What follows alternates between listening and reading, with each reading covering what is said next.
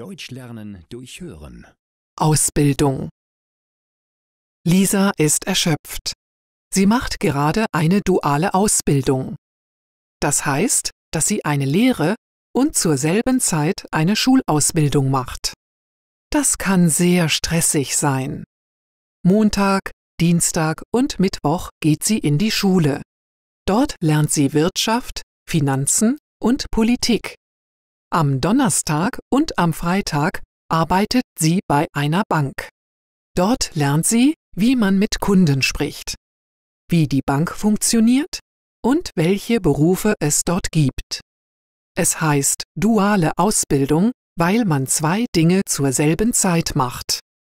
Auf der einen Seite geht sie in die Schule, auf der anderen Seite arbeitet sie bei der Bank. Das macht sie, weil Lisa später mal Finanzberaterin werden will. Diesen Beruf hat auch ihr Opa. Als Finanzberater hilft man anderen Menschen mit ihren Finanzen, also ihrem Geld. Sie macht die duale Ausbildung schon seit fast 3 Jahren. In ein paar Monaten ist sie fertig. Es ist nicht immer leicht. An manchen Tagen muss sie viel lernen. Da hat sie keine Zeit für Partys. Auch heute fragt ihr Freund sie: „Gehst du mit zu Danielas Party?“ Lisa schüttelt den Kopf und sagt: „Leider kann ich nicht.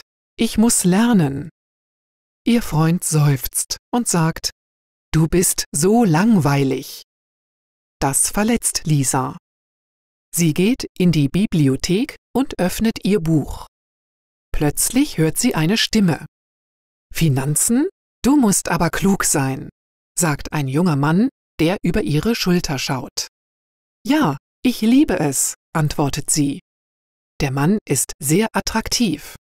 »Ich studiere Biologie. Ich habe dich schon oft hier gesehen.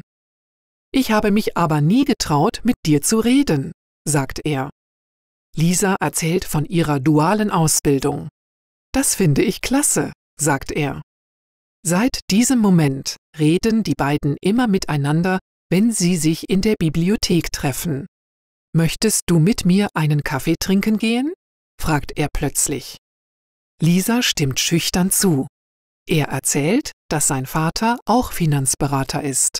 Und Lisa bekommt einen Job in seiner Firma. Sie ist unglaublich dankbar, dass sie nicht auf Danielas Party gegangen ist.